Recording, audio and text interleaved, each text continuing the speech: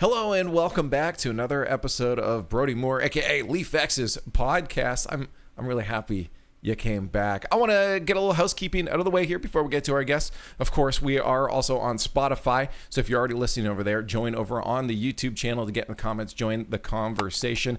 Also, if you're like, hey, I want to keep talking about all this stuff throughout the week, I also have a link to the Discord. We have a community in there talking about Rocket League, talking about other video games, space stuff, talking about food, all this other stuff. Get in there, continue the conversation, click the link in the Discord. And again, if you're watching over here on YouTube and you'd rather listen on a podcasting format, as I said, we're on Spotify. I don't want to talk about this anymore. It's enough about all that jazz. It's time to get to our guest. Who's that on the line over there? Oh my God, is that Violent Panda? I found a panda, and he's violent. You're not very violent at all. Sometimes I can be. Okay, no. When I'm in certain moods, you know. No, what triggers the panda? What? Okay, you know what? Actually, that's fun because there's some things that make me irrationally angry. When I bump my head, I get so mad. At nothing. Bump your head. Yeah, like if I just hit my head off a cupboard or something, you know, I just get so angry. The thing is with me, I've hit my head so many times as a kid that my head is like it's hard as a rock. Like it's not hurting me at all when I hit my head on anything. But no, I mean I don't get that often. I'm right. Chill most of the time. But we all do. Like, do you have a thing, a pet peeve? I guess we'd call it. What are some of your pet peeves? You know, someone slurping their food or. There's not many, but recently, since I'm currently in Los Angeles right now, at my wife's place. Yeah. NA West Coast ranked. It's pretty horrible. The Rocket League ranked.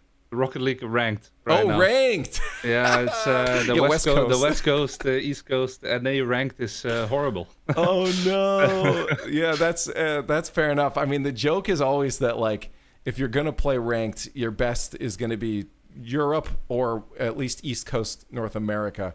Yeah. West Coast I've queued there once or twice. I mean, the ping sucks for me from East Coast, but it's not a good experience in general. It's not great playing Rocket League from here because playing on the East Coast as well, it gives me like 80 ping or whatever, and I don't know what it is, but I think from EU to NA, queuing from EU to NA East Coast is better. Like feels better ping wise, even though it's more ping. Like the connection feels better than West Coast to East Coast. Okay. But yeah. What is it that makes West Coast players not as good at the same ranks? They're quite slow. They are dumb. They don't know how to rotate. That's just North Americans. They don't hit the ball. It's a bunch of people just flying around, not hitting the ball. Yeah. I mean, it's fine. That's great. Yeah. How have you been? Good. Thank you for asking. Good. It's a grind. I mean, obviously we're in Rocket League off season right now, and we just got confirmation from Sonics that we won't be starting until 2024. So everyone's just trying to, figure out, I guess, their place, what they're doing. I've been on the grind, as I mentioned in the beginning of this podcast. Discord's been where I've been really spending a lot of my time. I have my Star Citizen YouTube channel. I'm putting out weekly videos. We got the podcast back to weekly videos, maybe even bi-weekly videos on here. I have a third channel that I'm randomly putting videos out on, and I'm thinking about starting up 2 more channels. Streaming every single day. So yeah, it's on the content grind. I see. I'm trying. I mean, we gotta do something. I feel like this is an interesting discussion because I feel like I've not done a good job with making my brand a brand that people want to consume. Right. Like I feel like you just, out of all the casters specifically, you think about them, there's 5 people ahead of me immediately. I think of oh, what are they making right now? And I want to know what their opinion is. And I'm trying to figure out why that's been or why I haven't done that. It's been a lot of self-reflection and introspection, to be honest. Yeah. So is it more so? I feel like the casters that are big in content-wise, it's like the Jorby right now, Johnny, but they're doing like a lot of show matches, to be honest. I think that's why they're getting that big with Rocket League. But that's where their viewers are coming from, I feel like, which is smart. Yeah, smart no, for sure. But yeah, I don't know. I mean, I've never really liked content either. I've done a little bit when I was a pro, but it was like very on and off. Like there was moments where I would A stream lot of almost pros were every like day. that. Yeah, it was like there was periods, months that I would stream every single day. There was periods where I wouldn't stream at all. I did some YouTube videos for a little bit about like our com videos. I remember, but like everything, it wasn't my thing. So Yeah. I kind of like let it be. I mean, it's hard because it does take a mental toll because I think I've talked to someone else on the podcast about this before as well. But when you're doing content, like say for instance, like we're gamers, we just like playing. I don't know how much you play other games outside of Rocket League as well, but like I like playing games, right? And part of the problem is that when I'm sitting on my couch on my PlayStation 5, I want to play in 4K on a big 65-inch screen, right? And I'm like, shoot.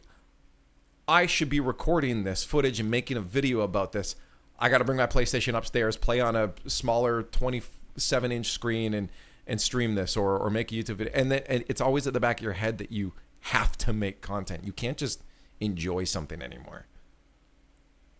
Yes and no. I mean, for me, it was different as well. I feel like if I would stream something or make videos about something, it would have like I felt like, and I think that's any pro right now or like any content really, it would have to be Rocket League. Right. Yeah. Because if you go outside of Rocket League, then I don't know, you don't get as many viewers, so you don't feel as good, you know. Your like, brand is Rocket League. Right.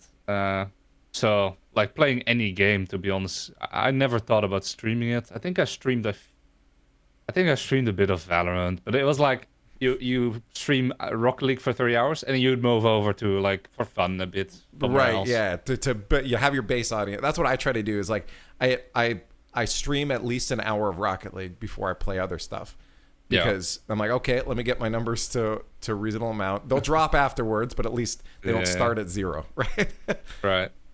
It was the same for me, I guess. I mean, I just did it for fun. I wasn't like streaming's gonna be my thing, you know. But it's also very up and down. Like, you know, I've had a lot of up and downs in my career in terms of like success, like competitive success. And for a pro player especially, it's like when you're doing well, the streaming is great. Like it's great fun. You get all these nice comments and everything.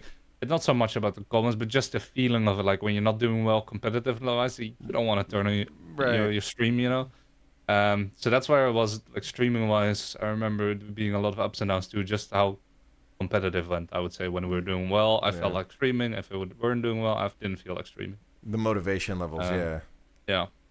And that's why I gotta give it to people like Jack. Apparently Jack, especially with like his content. Like even though sometimes whatever competitive it doesn't do well, he just keeps up the grind. And I respect it.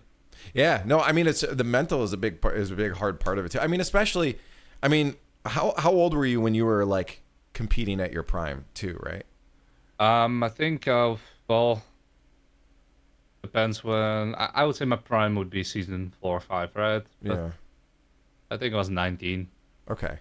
Yeah, so I feel like you're like 19 as an adult, right? But you're still in that point of like figuring everything. Like you don't always have the strongest mental at that point, so it's very easy to lose that motivation if you're like, well, I lost, and the emotions are going to take over everything, right?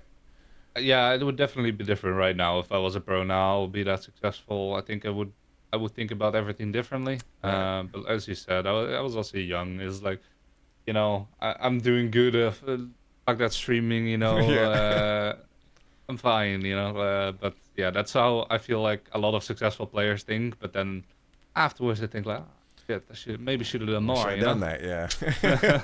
Well, that's why at the beginning, I mean, we probably sounded like really annoying parents, because like the amount of times we on broadcast were like, content, build the brand, you know.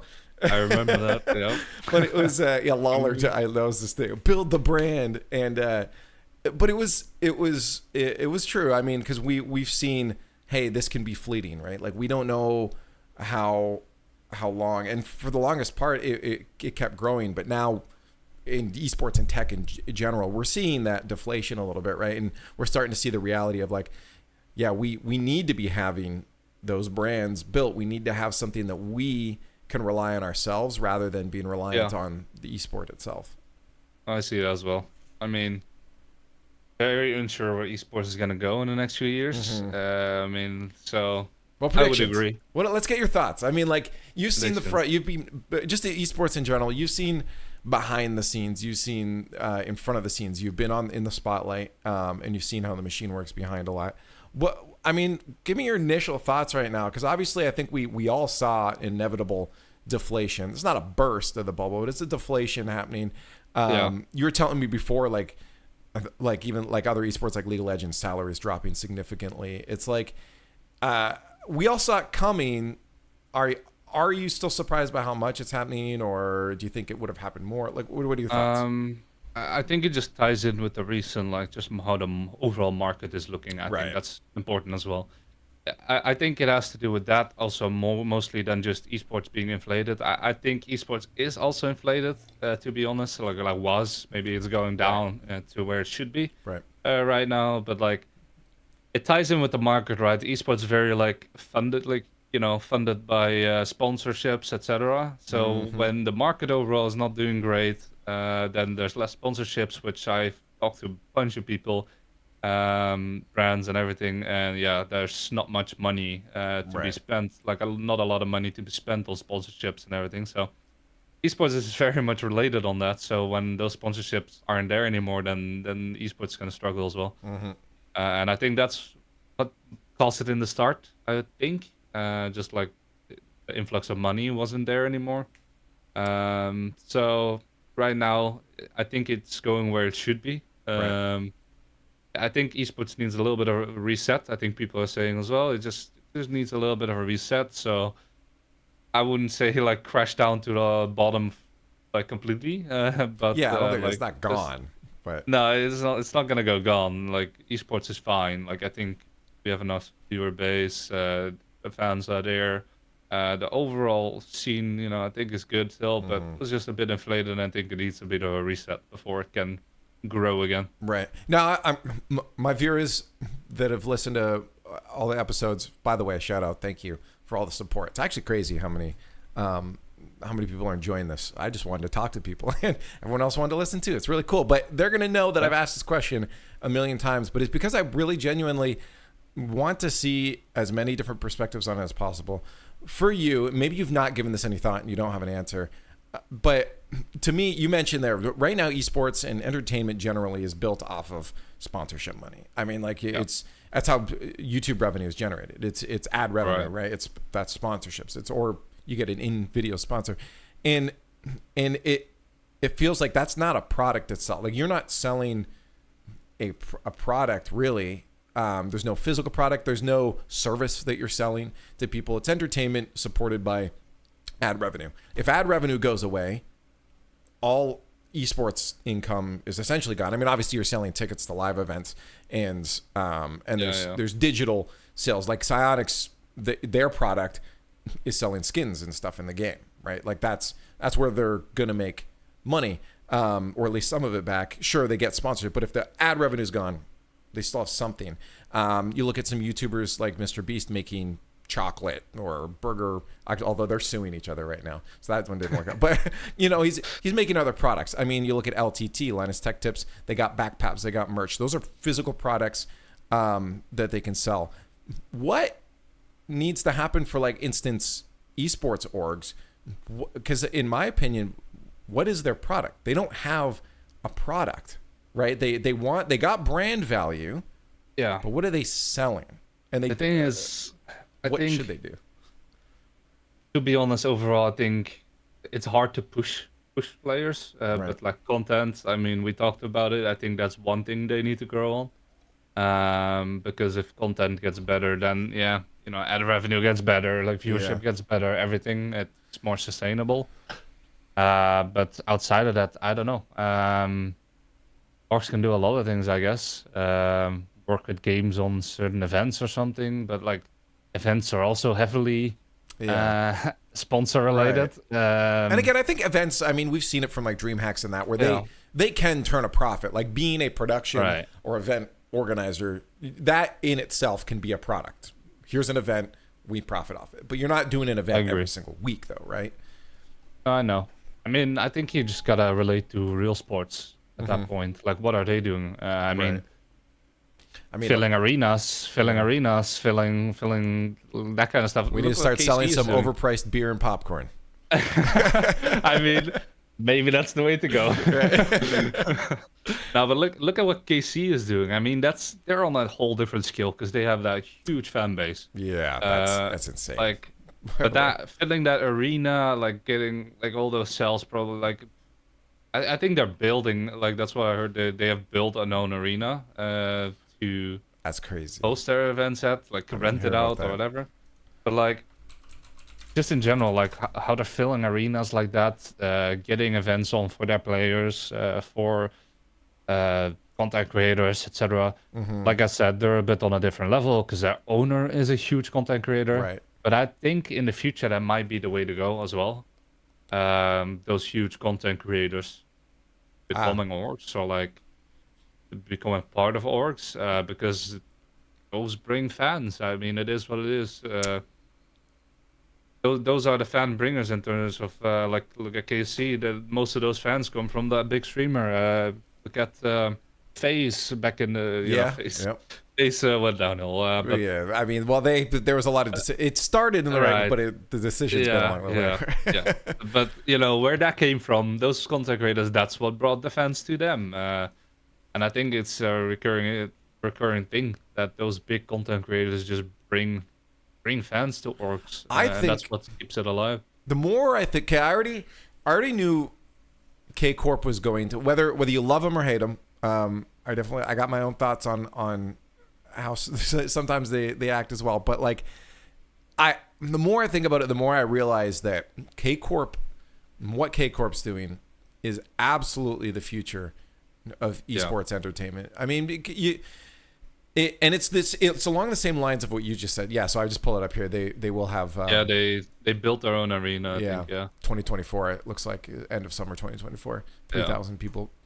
I mean, you think about why people love their favorite sports teams. It's something they are so one-sidedly attached to, right? It's blind love for this one thing that anyone else is my enemy, and I love this thing. And doing that as an organization, a couple orgs have been able to do that. I mean, like you'll have your G2s or your Cloud9s or whatever it is, right? That have built these Right.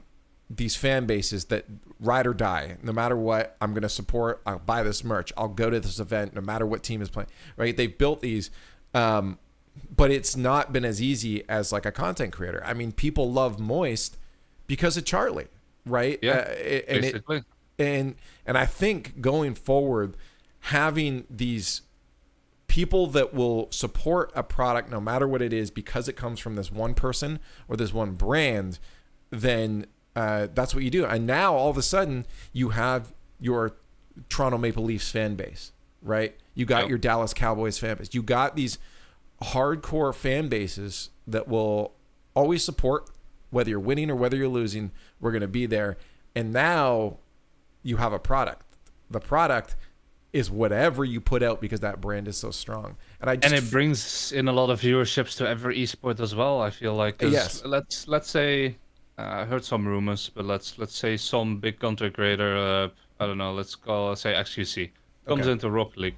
Right. Yeah, he's already been playing Rocket League, but I think he brings a bunch of new viewers Oh, to absolutely. Rocket League, and like that fan base will, you know, be diehards for that team, like you said. So I mean, it's proven in the past. Look at KC. Look at the. Well, how many KC fans do you think? There's probably a large percentage that have never touched Yeah. Rocket League but are watching That's what I'm thinking too. There's probably a Yeah. bunch of them that like follow Rocket League just because it's KC, not like Right. maybe they picked up playing Rocket League a little bit or like have fun with it. I don't know what they do, but they probably like a bunch of them haven't heard of Rocket League or like didn't touch Rocket League Right. before KC went in Right. and then started. But now they were might just be. fans. Yeah. They were just fans of the streamer and fans of KC, Mm-hmm. and came in because of it. I feel like, that's just the way to go. To be honest, to get these big content creators. That's what Toast is doing in Valorant. Like a bunch of following Right. just because it's Toast. Same with Sunless, I would say. He could do Right. the same. He's doing the same thing with Rule 1. Uh-huh. And Maybe on a that lower initially, scale, but but that's still, yeah, no, I mean, like the players back up the support that have it. But I mean, initially the support for Rule 1 it was made by a guy Yep. that cares. I mean, even the name comes from obviously an inside thing, that Rule 1, right? Like Yeah. it is, people instantly had a backing. There was already people that wanted to support it. So you already have a good-hearted perception of that org, and the fact that they're really good just leans into that even more. And now it's kind of carrying itself. So yeah, I think this is the future. But then obviously these people have to, these content creators, these big personalities have to make sure they don't fall back into that trap of not making money or not having a product or not having a service, right? If they could just turn into another org losing tons of money. Yeah, I agree. I think that's why the reset is needed a bit. I think orgs are paying way too much money, and I think orgs. I think it's a good thing as well. I mean, it's a good thing in a lot of levels, but especially as well to orgs. It was kind of like wee woo, like what's happening here? Like we're spending a shit ton of money and we're not making many. So I think a lot of orgs are improving the way they approach things as well. In terms of like what they're spending money with, what they're doing to make money with, because I think it was very much like we've been talking about sponsor influx, like money coming in for bigger sponsors, bigger investors. I think investors was the big thing. Yeah, the VCs. The VCs. They were the big thing, like giving money to these orgs, and they were just like, to be honest, spending left and right and not making a lot of money. They didn't know how to make money. They didn't. They were. Yeah, so like that's what I think is good right now. Especially those orgs are now looking at like what's happening. Finally they're like being punched in the face. Like what's happening? We're not making any money. We're spending a bunch. We're not getting a lot of money from investors anymore. We need to be smarter about this, and I think that will improve everything for orgs as well. Yeah, I mean, I'm thinking more about it. Like the K Corp thing is like, if I had a brand I cared so much about, I would love to show. If I down the street I had weekly esports events going on, I legitimately might go and say, hey, on night out, hey, before we go to the bar, do you want to go watch this thing? It's from 7 to 9 o'clock. Let's grab a beer at the esports venue, watch this game, and then we'll go out into town, right? Yep. I'd love to be able to do that, but it would have to be about run again by a brand that I know I can trust to do that. If Joe Schmo comes along and does esports arena, I might go, but I'd be I'm not tied to it. But if K Corp is running something and I'm a big fan, I'm going to be there because everyone else there cares about it too. And that's what I think might be the way to go in the future. Like you said, it has to be the big influx of fans for these streamers, these big personalities, to keep it alive a little bit. Because like you said, I do agree that like the KC Arena, it's a great idea. Like, to be honest, I think they have enough fans to not fill the arena maybe. I mean, but like, look at their event they just ran. Yeah, no, that was a special event. But I mean, like for like a weekly Rocket League tournament on the Saturday, I'm sure a lot of people show up if they host something, or like if their Valorant team or whatever team they have, League of Legends. I think it's a smart way to go what they're doing. Yeah, I mean, again, because now you have a home base for your operations. I mean, you have a chance to, with a venue, I mean, you just have products constantly available physically. People can just go pick up. Again, you also can now sell overpriced beer and popcorn. You have your outlet for that now, and other service and activities. I mean, like you can even have those. I bet you have this venue bring in one-off events of like a acrobatic circus, something that's not esports that you treat these fans to that maybe they don't usually see, right? I mean, like having that space is huge. I think it's also very region-based, I'm thinking about as well. I don't know where the arena was built in France, probably, but where? Do you know this, like their city or whatever? In every, it's Arena de la Agora in every. Let me see. Every city in France are building one. No. Yeah, every city. Yeah, I don't know. It's what is it? Essonne, let's see. That is in. It's a suburbs of Paris, France. It's a prefecture. There of you Essonne. go. There you Like that's what I'm thinking. I'm sure it was in Paris because there's probably a bunch of people there that are KC fans and that will show up for these events. I think it's also very much region based, those kind of things. Because Yeah. let's say you build it. I don't want to offend anyone here, but in the middle of Ohio, and you have Right. like I don't know. You build an arena there. There's not many people that will go to it because it's very region based, and sucks a bit for the American content creators, I would say, because America is so huge. Yeah. So a fan from LA can't really, to be honest, can really easily go to an event on the East Coast very very easily. Yeah. And that's what is really really good. I'm thinking about for KC especially, that it's in Paris. They have a French fan base. It's probably easily reachable for even cities around Paris. Everything. Oh, and it's also not too far from the airport as well, like one of the airports. Yeah, there you go. Yeah. It's really smart for them. Yeah. But they have the luck as well, I would say, that they have that French fan base and that the country isn't. It's big, but it's not huge, and Yeah. a lot of fans are probably based around Paris, etc. Yeah. And again, even if you're not, I mean, like it's what, an hour train ride from outside the city and Yeah, stuff. yeah, probably. And neighboring countries too, right? It's I think we took a train from the Netherlands we got to go through Belgium to Paris, like Paris all the way south. I think it was like 4 hours or so, something like that. That's how long it takes to drive to the beach here. I know. Yeah. My wife says, Mel says, let's take a trip to Las Vegas. It's like 6 hour drive. I'm like, what? like just a daily trip to Las Vegas. I'm like, no, I'm good.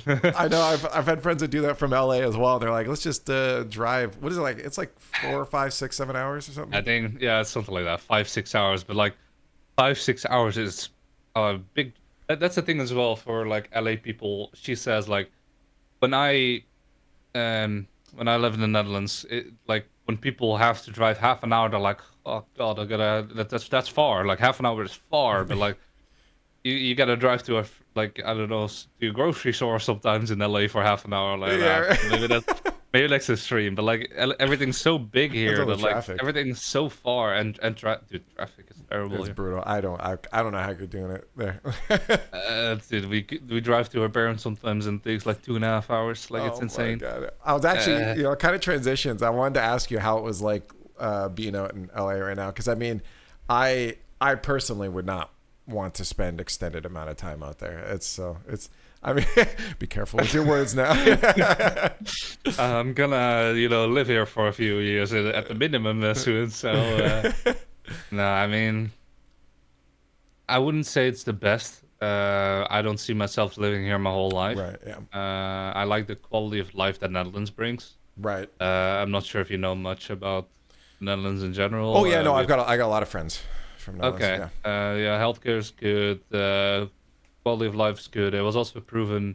That's what I was getting to.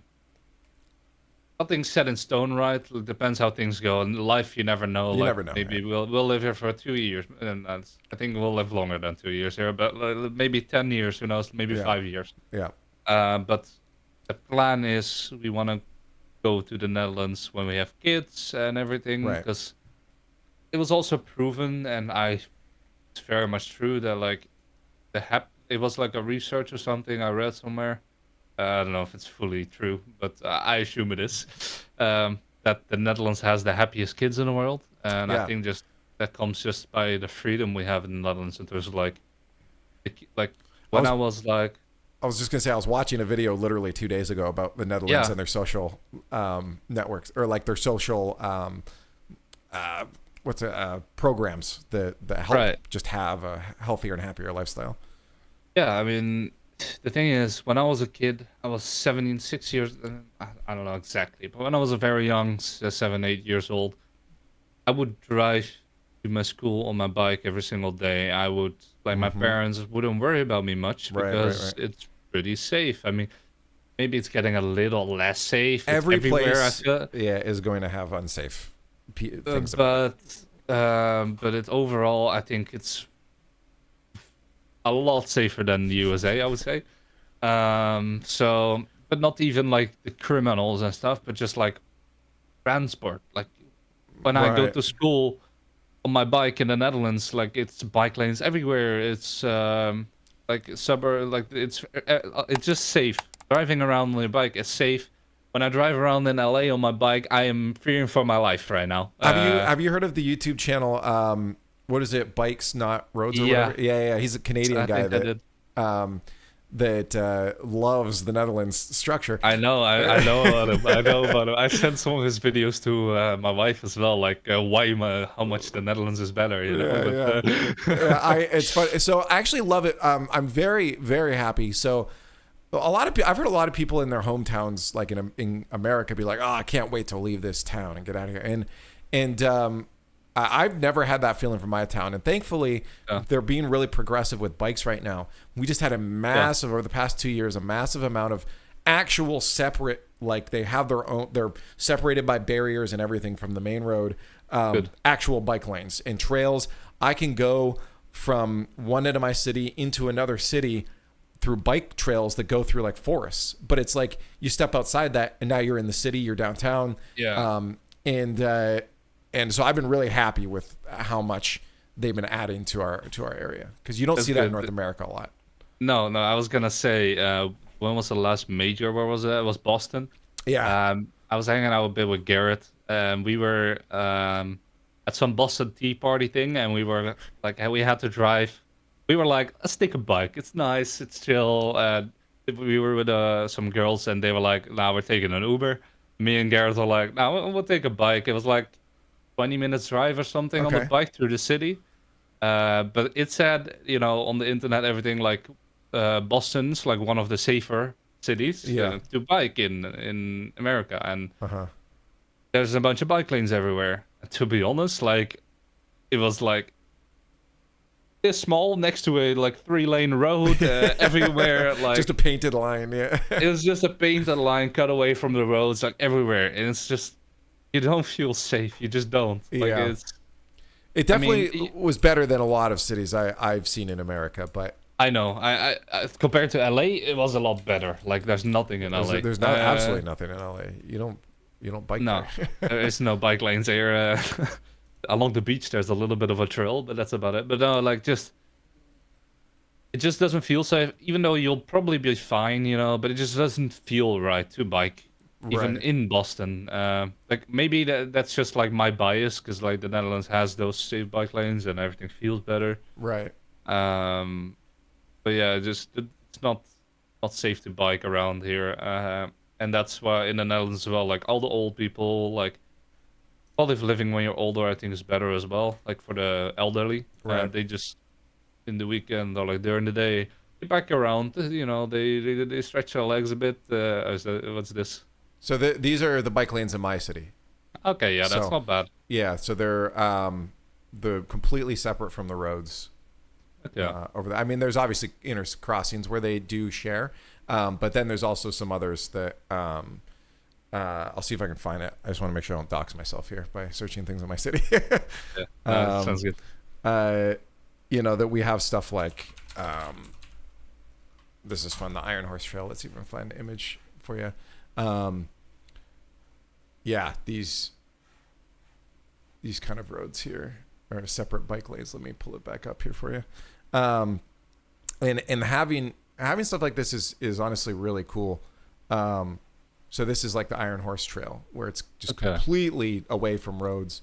And then you'll have, your pedestrians, but it's like, but you just go sideways for 1 minute and you're over in the main roads, where if you want to Right. go that direction. So it's nice that our area is getting a lot better in that sense. Obviously Netherlands are still better overall, but no,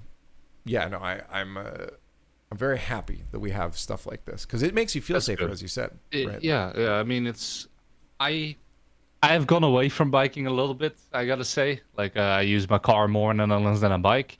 But like I used to bike to school for, I think it was like 8 miles. I drove every day to school. Uphill Which is both like, ways.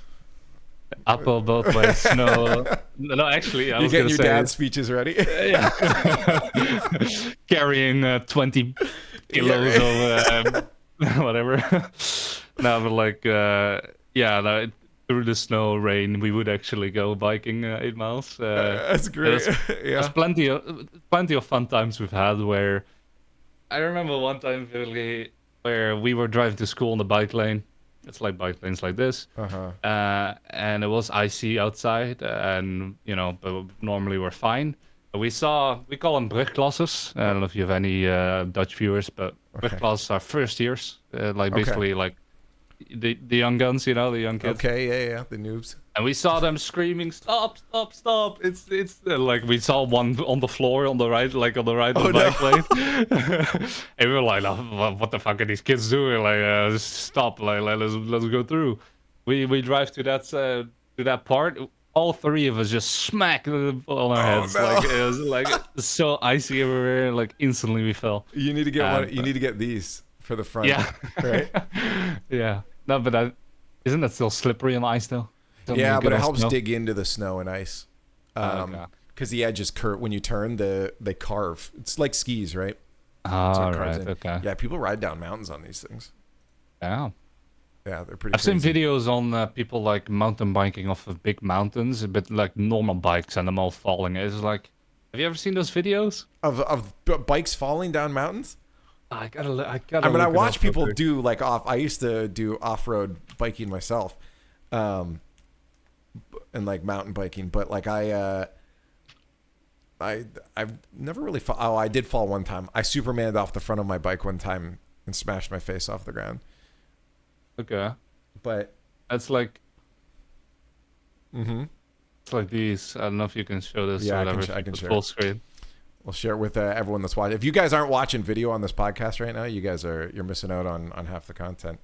Like where they just with normal mountain bikes, they race downhill on icy mountains and stuff. Like it's. Oh yeah, I've seen this one. I've seen this specific video too. Okay, but that's like this was the first one that came up. That was you. Like, that was you and the kids when you on the story. This is fun to watch, man. Look, he's just going through them all. Yeah, it's crazy. Yeah, that's crazy. It's just everyone's just crashing. Oh! It's so dangerous too, but it looks fun. Okay. Yeah, that was us driving to school every single day, and we even went uphill back to school. But that's great. Uphill on in the snow as well.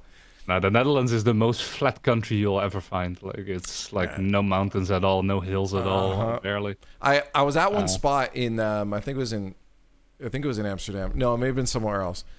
It might have been like The Hague or something. I can't remember, but there was somewhere where it was like this is the highest point in the entire country, and it was like 3 steps. 3 steps? Yeah, it was just like a staircase this tall. The Valzenberg, that's apparently the highest hill, but it's like a small hill. The thing is, it's like above sea level, so they call it the highest point. Exactly, yeah. Yeah, this is the highest hill in the Netherlands, apparently. The tallest mountain in the Netherlands. Can I copy a link? Let me see here if I can throw that in. This is the. It must have been just the highest spot in that city that It's the highest spot. Oh my god, that's an actual hill. It's a hill. I don't know. I didn't know we had any. The Dutch would roll up and be like, I don't know what to do. Yeah. Do we go around? I guess.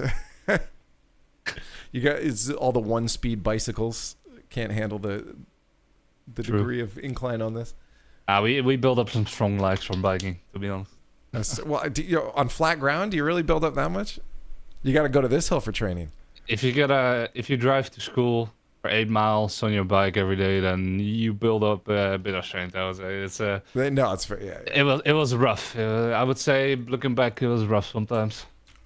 You know what? This building right here. Is that it? Do you guys have a hotel just for this hill? Like it's such a spectacle. No, it looks like it. I'd right? like to imagine this is a hotel.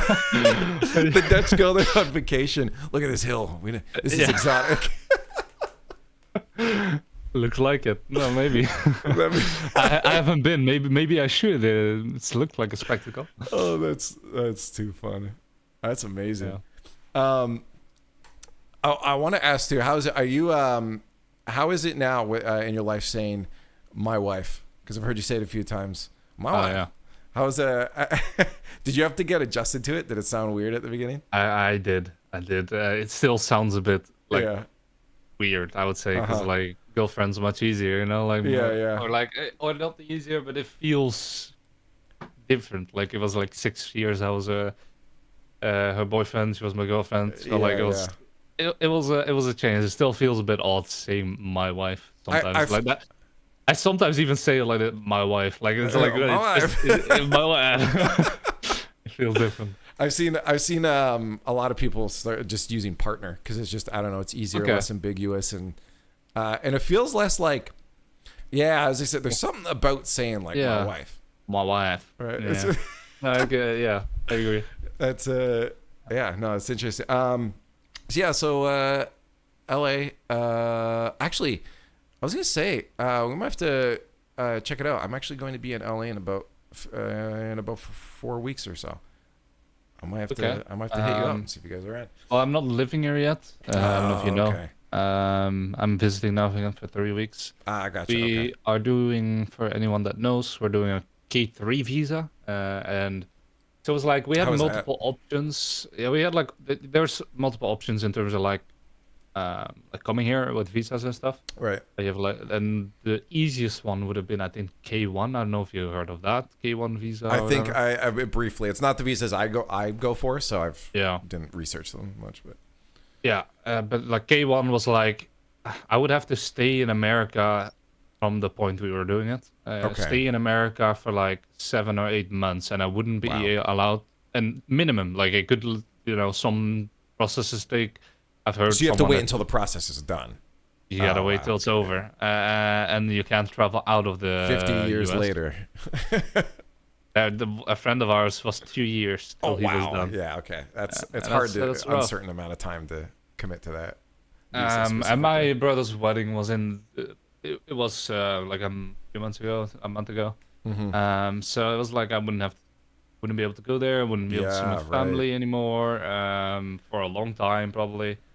So we decided to not do that, even though it was the fastest, probably. Like it was the easiest and what you define easy, right? I guess. How long does the K3 take? The K3, on average, it's about almost a year until I get, like, we started in March, I think. Okay. And the earliest I'll hear back is like part of next year or something, like December. Okay, wow.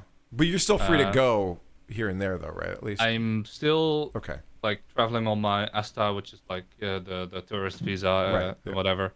So everything's the same now. I get visitor 6 months out of the year, all that stuff. I can still travel, but it's just not like I can't live here yet and all that stuff. Official stuff. I have to wait for the visa. Is it the same for you guys, where you have to live in your home country for 6 months of the year to maintain like your healthcare and stuff?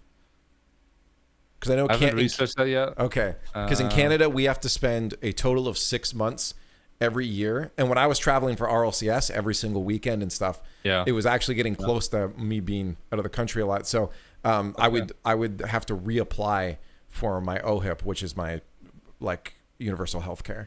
And so I would look into that. Make sure you're not out of the country and losing your healthcare. I mean, I think it'll be fine. The thing is, I'm gonna try to live here for at least like the foreseeable future. So I guess I would have to just have my healthcare in America anyway. I wouldn't be officially living in the Netherlands, so I guess I would lose my healthcare until I start living there again, I guess. I don't think I'm gonna lose my passport, that's for sure. So I can always come back and then start living there again, of course. Yeah, I mean, like, you'll always have citizenship, so that's there's always going to be a way to get everything back. But it's not like I won't be Dutch anymore. You know? It's just like, we're kicking you out. You just don't get the services. Yeah. I mean, it makes sense though, because it's to make sure that you're not like still getting benefits without paying taxes into it. It's That's one thing I'm a little bit scared of. I'm not gonna lie. Yeah. U.S. Healthcare. Yeah. The thing is, depends where you're at. Like companies provide good healthcare sometimes as well, right? Yeah, but there's always the deductible as well that comes like it's still expensive. it's yeah. The biggest thing about universal healthcare is the peace of mind, right? Like just you, Right. I'm not sitting here worried that walking down the street to the store, if I trip and break my wrist or something, because I'm old now, right? The bones just break. Yeah.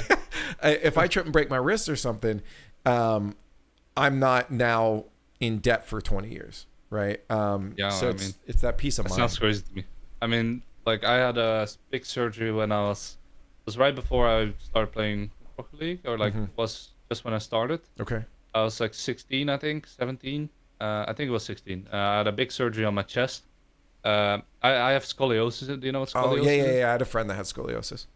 So my spine's a bit crooked, Right. and because of that, my chest started. I think that's what the doctors say. I don't know if it's really true, but I trust them. Because of the scoliosis, usually you should.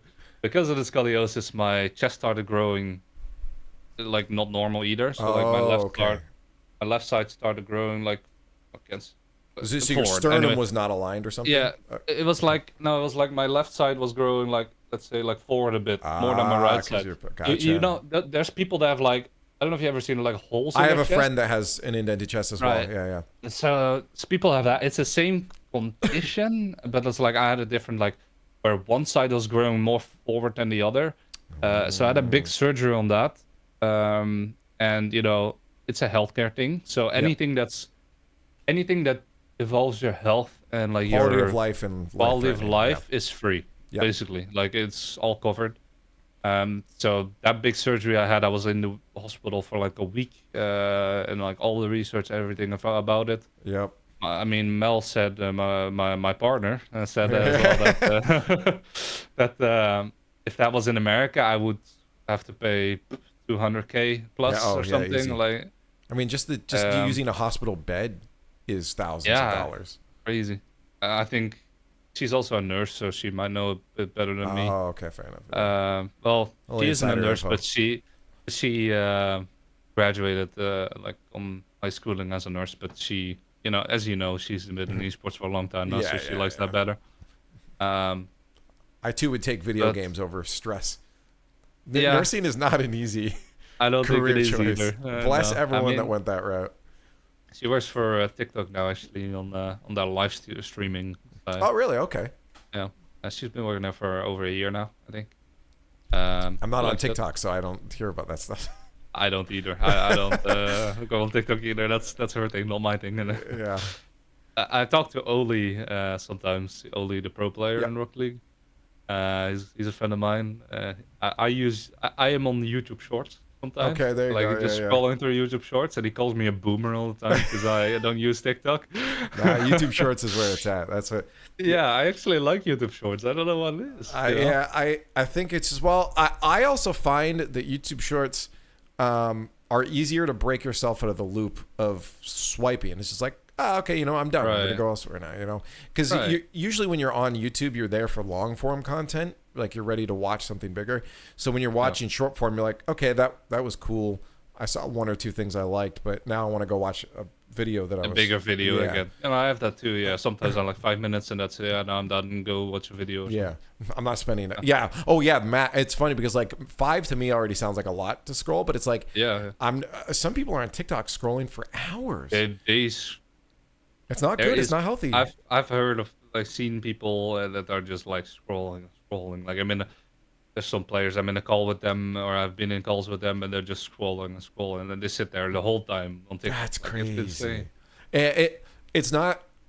I think it now. Okay, well now I'm going to sound like a boomer telling kids why they shouldn't be doing this, but it is actually destructive. I mean, to the to the brain. I mean, what you're doing, and there's a reason why you're going to see continually higher rates of mental health problems as a result of it, because what your brain, dopamine is a tool. It's a motivator. It says do this thing, and when dopamine's released, you don't, it's not a feel good chemical.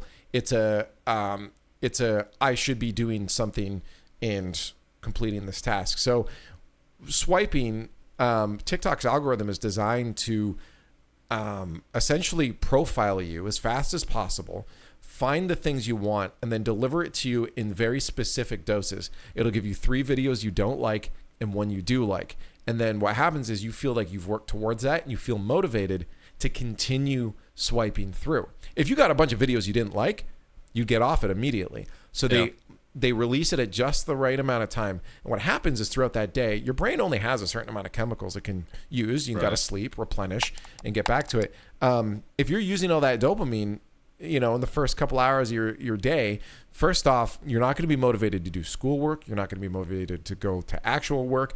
And you're not going to be motivated in the afternoon to complete any hobbies or tasks or any extracurricular activities. You're just going to want to go back on, chase the dragon, and try to get that motivation back. And if you find yourself right now, and you're listening to this, you find yourself by the end of the day demotivated to all hell, or even halfway through, there might be things in your day that are hacking your brain, that are stealing away that, or you might have ADHD. ADHD actually has a problem.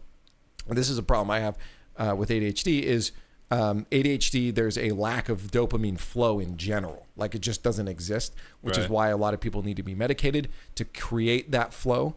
You have things like Ritalin, Adderall, all those things. Psilocybin is actually being used in trials right now because it helps in microdosing for dopamine flow. So psilocybin's being looked at now as a potential for ADHD and a lot of other things. So if you find yourself demotivated, think about the activities you're having throughout the day. That could be the problem. Or again, if you're just doing normal life and you don't have motivation, that could be ADHD. Sorry, there's my spiel on Maybe. on why you should get off TikTok. Also, I like it. It's stealing all your data. It is a privacy freaking nightmare. I do not let anyone on my home network that has TikTok on their phone. You're going on the guest network, and I'm sandboxing you. That makes sense. It's a controversial thing, that's for sure. Recently, especially with everything going on with TikTok. Yeah. You don't have to have an opinion on it. I do. I don't. I do. I don't think it's a good thing. I don't think TikTok is a good thing either. I've never understood TikTok in general. Like I never, not understood. Like I get it. Yeah, I get the idea. There's some cool short form. I get the idea why it's fun, but I even made one TikTok. Oh, you did? Okay. It was like a Rocket League video. But like, I've never been on there and liked it. Some reason I like long form or like I've had it for like a day and I was off of it. That was it. Well, part of it too, the reason that it was able, because it might not have been able to profile. It takes about 45 minutes of scrolling, which is very fast, to profile you as a person and what you like and don't like. Yeah. They did a study with bots, and all these bots were to have personalities, and TikTok figured out these personalities in 45 minutes. It was crazy. But if you're not on there long enough, you're just going to get a bunch of crap you don't care about, and you don't have that like social pressure from friends as much to be on there. Like you're not a teenager that's being lleft out. But maybe it's a good thing. It didn't do that for me because I don't want to be on the app anyway. Right. Yeah. So now I'm fine. Don't worry, we'll be boomers together. You're not alone out there. As Oli would call me a boomer, and I'm not gonna go on that app. Meanwhile, I got a YouTube short. I got to can you imagine? Just start sending a bunch of those. But yeah, no, I think TLDR. I'm never gonna get on there, and I think people need to really think about the content they're consuming. I agree. And if you like just consuming, that's fine. If you like to be a consumer, not everyone has to create. As you mentioned too, creating is a little more outside something you want to be doing full time, right? Like you don't want to be making stuff all the time, and that's fine. Some people just don't. That's not the hobby that they want. But it needs specific people, I think, content creation as well. Yeah. Like it's not for everyone. I would say. No, exactly. All right. Well, we talked about some lifestyle. We have to give people what they want. They're going to want to hear thoughts about Rocket League from you. So what's that? I've heard of it. What's this? I think it's up and coming game from the small indie developer. Yeah. So I want to just talk about the scene in general, because obviously you have a lot of experience on the professional side of things. The big topic everyone talks about is Zen. I don't want to overdo it because we've all probably said a million things about it. But like in Rocket League esports in general, from your perspective, do you remember a time where we've seen one player shift everything this much in terms of how people are looking at the game going forward? Like, is this the prodigy? Like, is this the great one for this esport? Well, I think it's gonna come closer. Like the level will eventually come closer. Like there will be new pros coming in that will eventually be on the same level.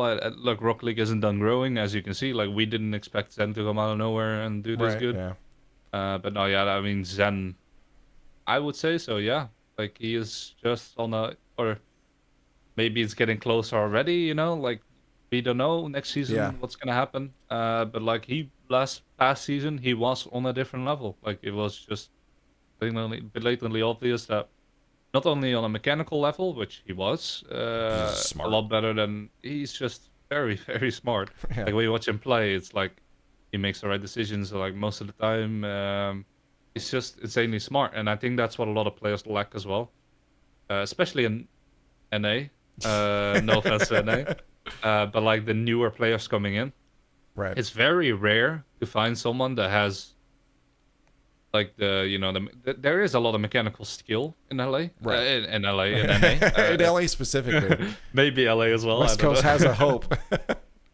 But there's a lot of mechanical raw ability in NA, I would say. But the ranked and like everything around it is just like they play different Rocket League in terms of EU, and it's just less smart, less calculated. EU is very much they try more, they play the smart decisions more, and I think that's why there's more pros coming in that have rotation abilities. So like just like everything, IQ level, play wise, is just a lot better. How do you fix that? Like what it's obviously systemic, because if you play people that aren't smart, you're going to play similarly against them because that's what works against them. But then you go in the grander scheme of things, it's not going to work. How do you fix that?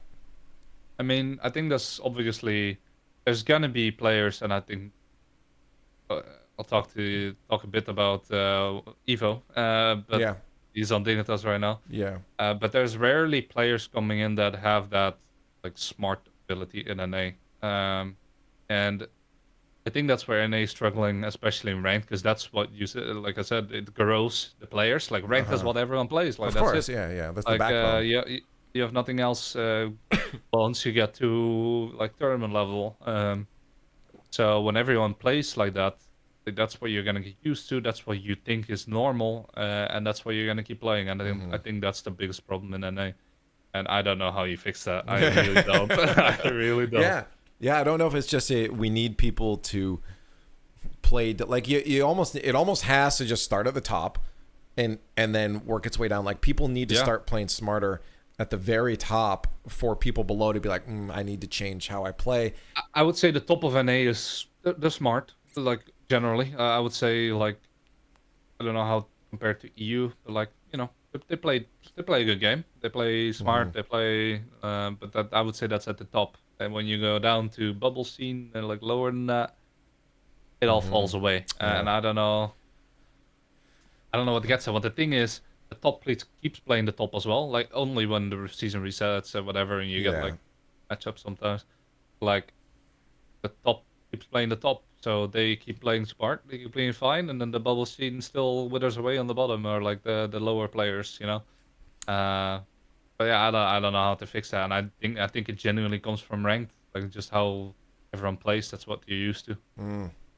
Because EU, like all of the NA pros that go to EU is like they just see a whole different like rank, like play style being played, because everything is more so like everyone tries to win and do everything to win, and I think that's where NA lacks sometimes. So they're just trying to pop off, they're trying to show the mechanics, they're trying to. There's some of that in EU as well, but overall the general play style is they're trying to win. They're trying to do everything they can to win. I feel like it might, like if there's a culture thing, because I feel like across different esports, North America in general always feels like it's the flashy region, right? Like it feels like everyone in North America, like the the big personalities and superstars, not the best players, but like the personalities tend to come from North America. And I wonder if that's a culture thing when it comes to the difference in work ethic. I mean, in North America, it feels like the work ethic is there if someone's getting the spotlight. Like, I want to be a big YouTuber or a big TikToker. I want to be popular. Whereas in Europe, it feels like the work ethic comes from more of a work side of things. It's less about being a superstar. It's about. I think so too. I think working. it's a mindset. I think it's a mindset of players. There's gonna be outshiners everywhere. Like I said, there's gonna be of course. There's gonna be different personalities everywhere. But the generality, I think EU is indeed different than the NA like general mindset.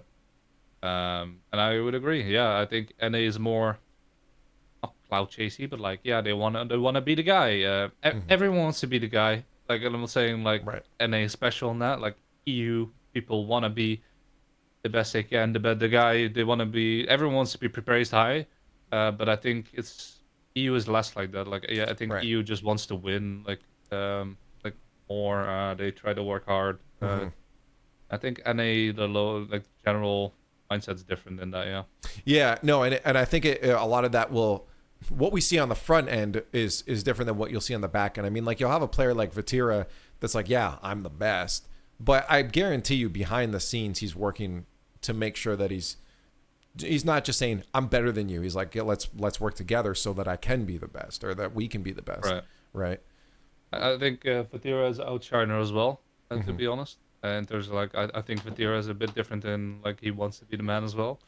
But I think I think he's proven as well that he can be a team player. But yeah, I don't know about the Vatira part, but fair. I think overall, EU just doesn't care as much about like being on the forefront. Like maybe it's changed nowadays a little bit, but from where like when I played, everyone was just like happy to be there and competing and doing the best they could. And that's where I think it was different in NA, where the pro players were more so focused on themselves. Right. Yeah, I just wanted to know how do we fix North America? It's broken. I love the wake up call though. I love Jack, calling them out. I love that the top teams are taking it seriously now too. I mean, even talking to G2, they're like, or like the players that were on G2, they're like, hey, we have a fire lit under us now. Things have to change, and we're going to make it change, and you're seeing that. Yeah, I mean, I think NA's gonna be good again. I think there is enough talent, like just the raw skill. There is enough raw skill. It's just you need to work a lot harder. And I think that's a repeated problem that's happened in the past few seasons, that NA just doesn't work as hard. General, like there is teams that do. Especially, I love P2 and their work effort in the past. There just out of experience. Well, there's just teams that don't care as much, and they just play to play, and that's it. While EU, most of the teams are working hard, grinding their asses off, and I think that's the difference. Or we just become League of Legends, and all of our North American players are imports. Maybe we'll go there.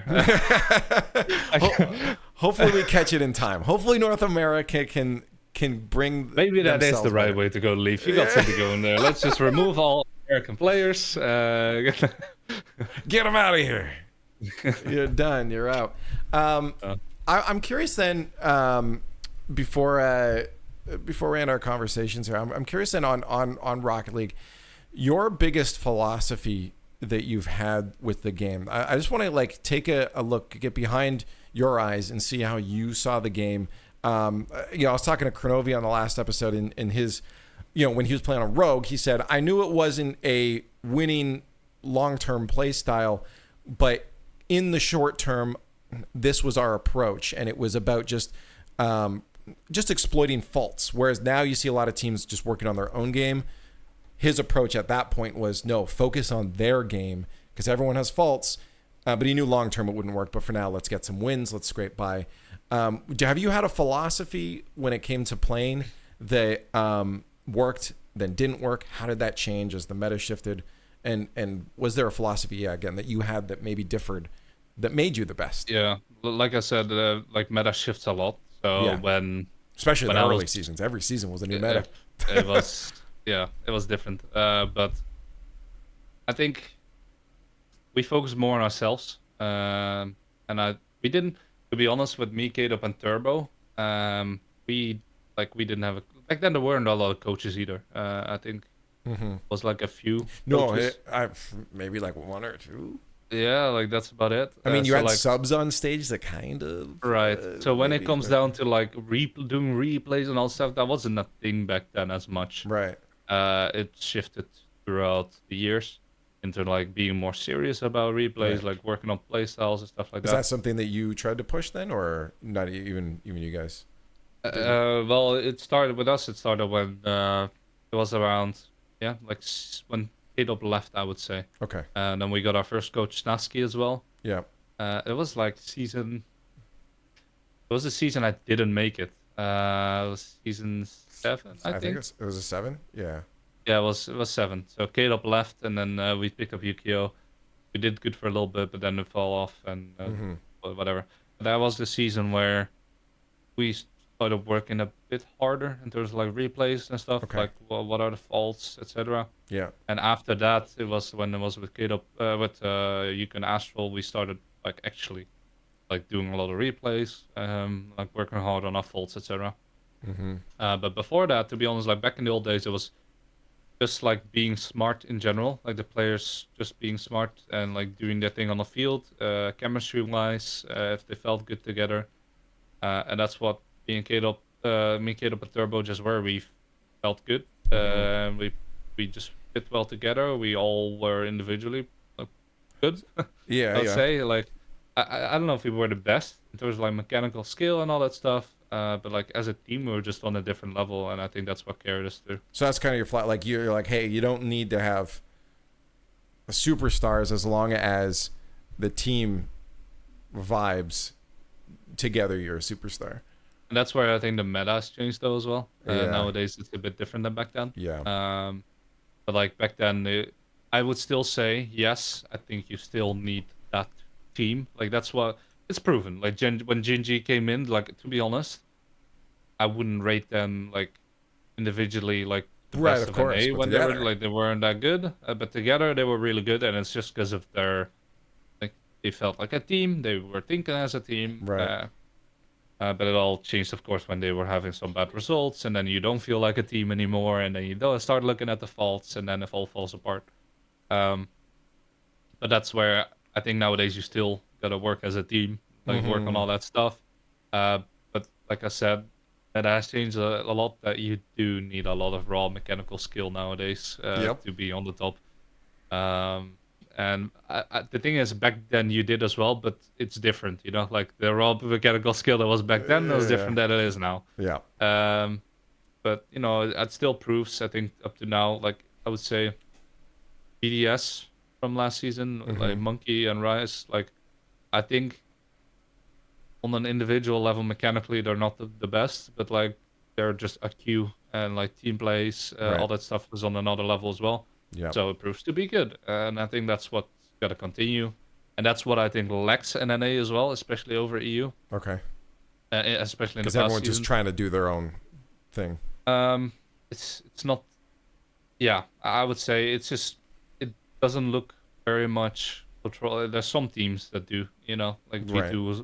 Thing is, they work hard. They work hard to look they work as a team. Right. G2 did, so they looked as a team.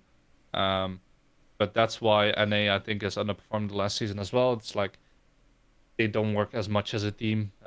Overall, they don't work as hard on like their individual self as well. But I think it was more so team effort and like team playstyles and everything. And I think that's where EU is just one step above. Like look at Zen. He is the guy, mechanical god, but he plays like a team player. Like that team feels like a team. Well, I would say Alpha is the playmaker. Well, I guess but I'm saying he what I meant to say, sorry, is he uses those skills to help make plays. It's not just about I mean, he'll use them to score, but he'll also know when he needs to use those to play as a team.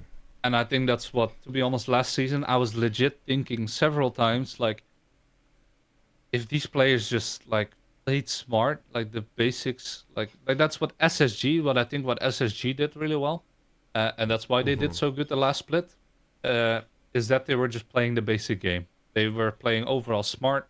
LJ is on another level now, in terms of like he's really good. But overall, the team played decently smart, and that's how they performed really well. I think that's what I was thinking several times. That's why EU dominated again. Like if I was thinking if I can get some EU players over that have that like just smart ground playstyle, like it would have been easy. And I think that's what NA lacks, like several times again. Is that smart playstyle, like not overcommitting for things. They're working together, covering each other's like follows, everything. Like it was just lacking a bit in NA, and I think that's why they gotta wake up. Just that overall team playstyle. Right. Okay. So from your perspective, then, will NA bounce back, or give me a percentage of chance you think that they're gonna bounce back? If they can get like 5 EU teams over, maybe. Import. No, I'm joking.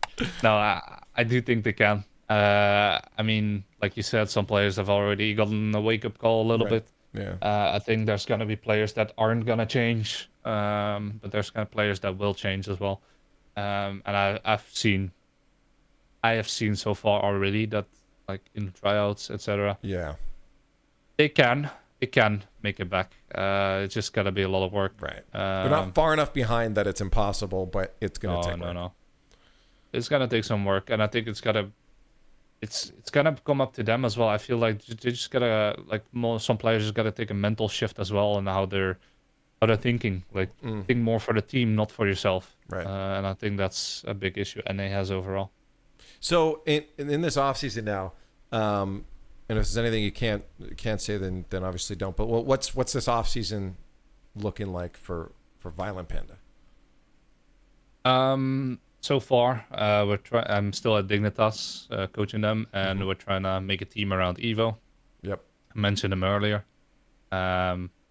Like I'm telling you, this guy is special. So people were saying it before too. So it's just you need. No, I know. We just got to give him that platform to be able to do it, right? He needs the right team. He needs the right players around him to be able to do his thing, and that's what's proven in tryouts. He's individually on another level right now. I would say not another level. Like he's not the best right now, but like like in terms of tryouts, he's looking like insane.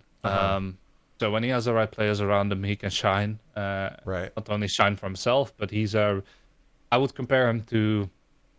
He plays a different game than Zen, but in terms of like how good individually he is and how much he thinks about the team, like Zen does. That's where I would rate Evo at. He's very smart as well, and that's why I said earlier. It's rare to find those new players in NA that are mechanically gifted and think smart. Like don't overcommit, think about the team, passes, all that stuff. Yep. And that's where Evo is at right now. So I love working with the guy, and like we're trying to make a team around him for the offseason. Yeah. So I'm curious because you say make a team around him. When it comes to building a team around a player, how much of that is just finding the right people to mix with 100% of that player you're building around, and how much is it like that player also needs to shift a couple things here to make sure that team works? Oh no, I mean tryouts are all about how it feels, to be honest. I mean the thing is, teams can have honeymoon periods where they'll do good for a little bit, but the chemistry shouldn't go away if they like get their mentality right. Like a lot of the honeymoon periods that happened in the past was they felt really good together in the start.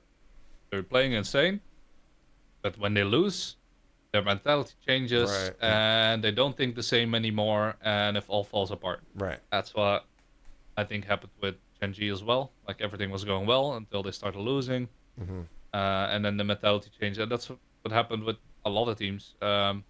Even us, I think I remember in like against Season 6 when we lost to C9, then it went downhill. Right. But I don't think like if we had the right mindset afterwards, like if we had the right mindset, still thought the same as we did before, we still would have been really good.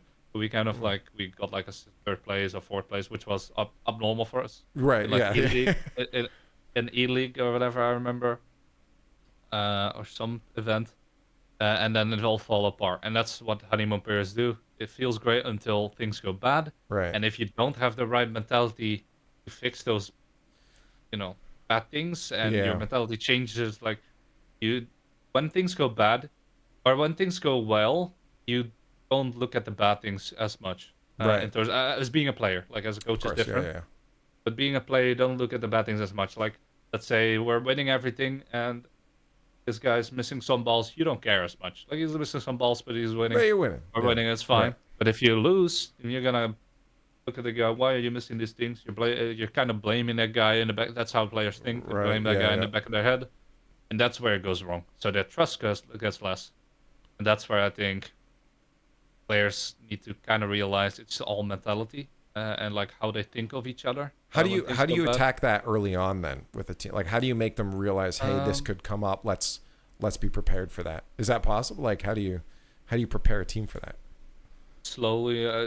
It's not something. It's a treacherous road as well, because you don't want to implement in them. It can go bad. Like, this is gonna go bad, so you don't want to tell them that, right? But it could. You slowly gotta walk them down that path. I would say, guide them one step at a time.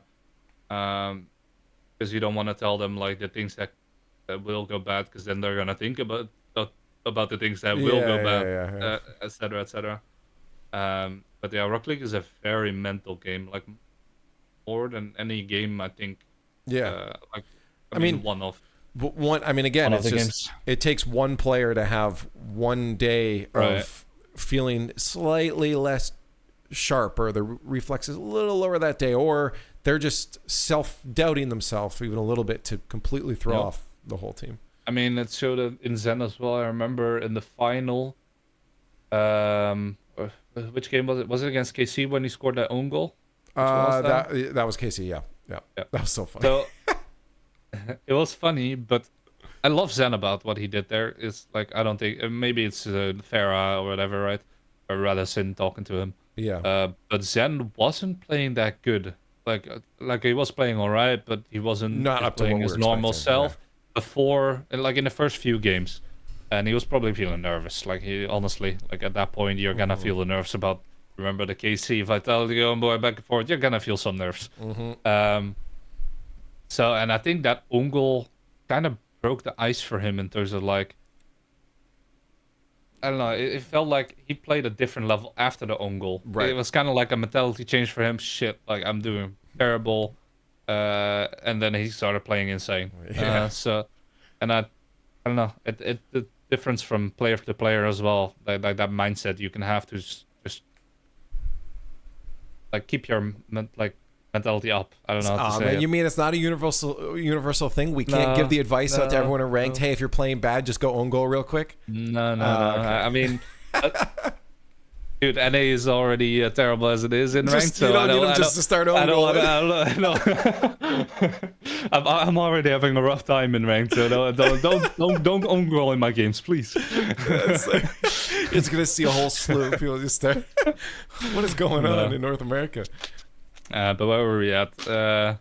Just the mentality, just thinking about like, being able to handle when things do go bad and how to bring it back when you bring it up to players, Yeah, and that's what I liked about Zen, that that might be the team, and like the atmosphere they had in that team that brought him back into it.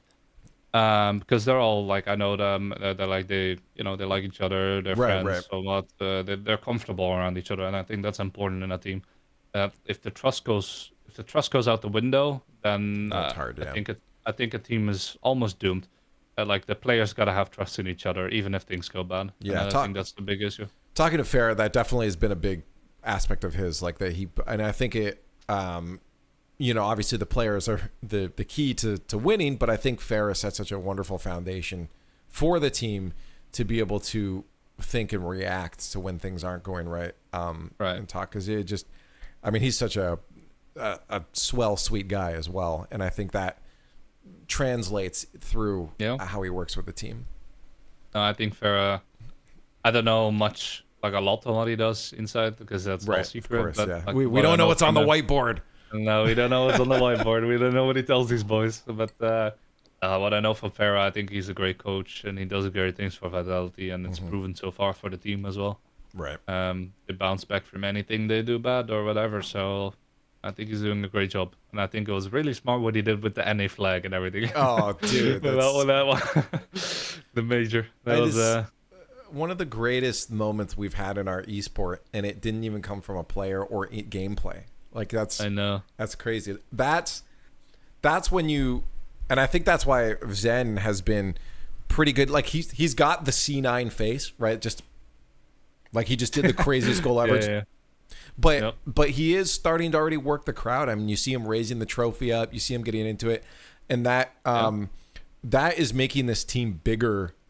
It's a bigger than life team. Like they're not just there about Rocket League. They're here as an entertainment force. And yeah, again, Farah setting that foundation, I think is huge. The fact that he's willing to get out there and make this a real life thing, not just a video game thing, is wonderful for the team. Well, I think it comes down to, I think, Farah doing it for the support they had on that tournament. Right. And I think, like, everyone can say the crowd doesn't matter that much to me, but I know. I was like that as well. It doesn't matter that much to me, but when you have a whole, I remember season 6 when we were playing against C9, when the whole crowd against us. Yep. Even though it's not a huge change, it matters enough that you don't play your full game, right? When you're trying to play perfect, even 1% can make the difference. And it's actually proven as well. There was like research done on like a basketballer that was shooting hoops, and it was like a video I saw. He was shooting hoops with people supporting him on the side, like just normal people supporting him. He was making every hoop, and then he made like afterwards they did like crowd or like people booing next to him, interesting. like you suck, like everything, and he started missing. He started just missing straight up. Like it's just like I don't know what it is, but I think it's just a mental thing. Yeah, it's just a mental thing that I think everyone has. That like if you have people booing around you, not supporting you, it's a difference. And that I know Farah knew that, so I think if he got the crowd behind him, it would have helped the team a lot, and it did. So. I'm on the side that they don't. But do you think they win that if Farah didn't do that? Do you think they lose that grand finals? I think they lose that grand. I think they lose that if Farah didn't get the crowd on their side. Maybe, I don't know. Who was it against again? It was against the Rule 1? Or? No, it was because I was passing that Rule 1. Yeah. Everyone in the comments already telling us what it is. Why are we forgetting this grand? It's it's because the focus was all about Vitality, right? Right. But I think in general it did help. Yeah, no, like I don't know. For a player, I've been on both sides. Crowd cheering against me, crowd cheering for me. I remember that was BDS, wasn't it? Oh yeah, it was BDS. Actually. Yeah, I'm still looking, but it helps. I don't know I don't think they win that. If the crowd doesn't flip, I think that it was close enough of a matchup that that whoever had the crowd wins that. It's all hindsight, Dandy. Like you never know, right? It's true. Yeah. Which is why I still to this day think Zen, after winning Worlds, should have retired, because forever and ever we will discuss what could have been, and we'll never know. Is he the greatest? Your face. How big of a move would that have been? Can you imagine going into an esport, being the greatest thing that sport has ever seen, and then be like, all right, I'm out? It'd be something. That's my comment on this. It'd be something. It'd be the dumbest decision he's ever made, but it would have been the biggest balls move he ever could have made, though, in the history of, I think, sports in general. Imagine, again, the best player ever to exist comes in and then says, all right, this was too easy, I'm out. I don't know. I love what if? I don't think it will ever happen, so we'll never know. That's true. I don't think anyone that is in a sane mind, that is on the top of their game or anywhere, is gonna quit playing. So I'm not saying I want him to do that. I'm just saying, what if he did that? No, that'd be terrible. We need him. We need him here. We need that. I also think it's crazy that we're seeing potentially like 2 prodigies at once. I mean, like you even look at Rawas in that talk as well. Is like just having this caliber of players just all of a sudden crop up at the same time is mind blowing to me. For some reason, it always comes in waves. It always there's like periods where there isn't many new talent coming in, and suddenly there's like I don't know what it is about that actually. I haven't thought about that yet, but there's like waves where a few players just suddenly come up, and then like there's a period that there's not a lot of new like insane talent coming up. I think maybe just people gotta adjust to what they brought to the game, maybe, and then like they develop on that eventually, and then new players come in that developed on what they brought to the game.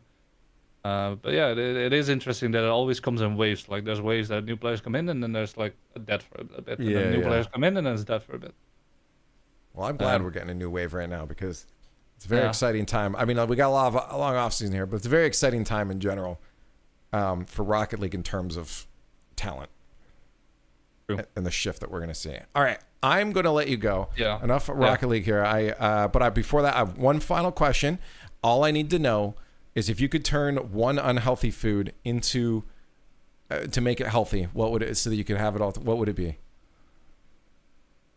It would either be. I think it's got to be pizza. Is pizza really? I don't know the data on this. Is pizza really that unhealthy? It's a lot of carbs. I know that, but well, I think it makes you fat. You know, like bread makes you fat. So. Yeah, so I don't think it's healthy in that sense. So. All right, you know what? I'm with you on that. If we could make sure that you eating a slice of pizza was oh my God, it's already one of the greatest foods of all time. Yeah, that's probably the only answer I think I need to retire this question. Okay, that's the first time I asked it, and I think we got the perfect answer already. Okay, so well done. Congratulations. Hey man, I gotta say thank you so much for joining me. I really appreciate it. I gotta say good luck going forward in this build around Evo right now. I'm very excited to see what you can do with it. Thanks for having me, and good luck on next season. I'll see you again. Thank you. Me too. I think we all do. Shout out to everyone that's been listening. I appreciate it. Again, if you're on Spotify, get over to the YouTubes and hit the subscribe button. Get in the comments, join the conversation. But most of all, I'd love all of you guys to get to the Discord. Click the link, get in there. Let's have some conversations throughout the week when you're not watching these episodes. Either way, shout out to Violent Panda. Shout out to you guys. Thank you so much for watching. We'll see you in the next episode.